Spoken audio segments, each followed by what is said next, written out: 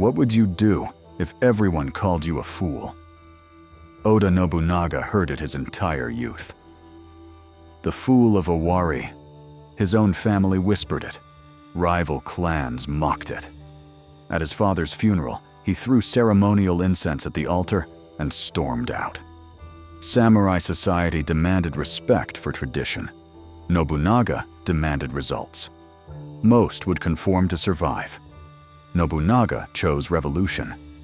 While other daimyo perfected sword techniques and honored ancient codes, Nobunaga studied something heretical. Guns.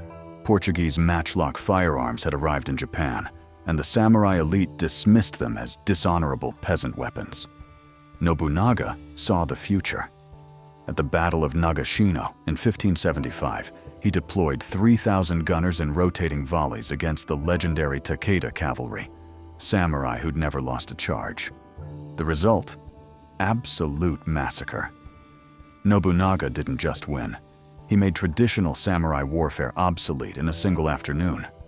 But his genius went darker. When Buddhist warrior monks at Mount Hiei sheltered his enemies, Nobunaga didn't negotiate. He burned the entire mountain complex. Thousands died. Japan was horrified. Nobunaga was unstoppable. His philosophy? Rule the empire by force. No sentiment, no sacred cows, just ruthless efficiency. He abolished toll barriers, encouraged free trade, promoted based on merit instead of bloodline, and crushed the religious establishment that had controlled Japanese politics for centuries. He wasn't just conquering Japan, he was dragging it, kicking and screaming into a new era. Then, on the verge of total victory, his trusted general Akechi Mitsuhide betrayed him. Surrounded at Honnoji Temple with no escape, Nobunaga committed seppuku. He was 49, his empire incomplete. Yet his legacy? His generals, Toyotomi Hideyoshi and Tokugawa Ieyasu, finished what he started. They used his innovations, his strategies, his blueprint. Nobunaga's vision unified Japan even after his death. You're being called something right now. Maybe unrealistic. Maybe too aggressive. Maybe disruptive.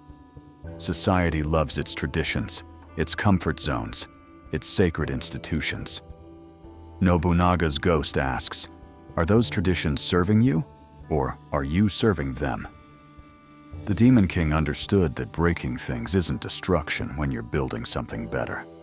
That being hated by the old guard means you're threatening their obsolete power.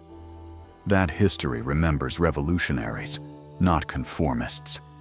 Every innovation you pursue will face resistance. Every tradition you challenge will have defenders. Every bold move will earn you enemies. Nobunaga didn't need everyone's approval. He needed results. He didn't wait for permission to revolutionize warfare, economics, and governance. He acted. Consequences be damned. Stop asking if you're allowed to disrupt. Start asking if you're brave enough. Ready to embrace the warrior's edge in your life? Subscribe to Kensei Code for weekly insights from history's most fearless leaders. Comment below. What tradition are you ready to challenge? Your revolution might spark someone else's courage.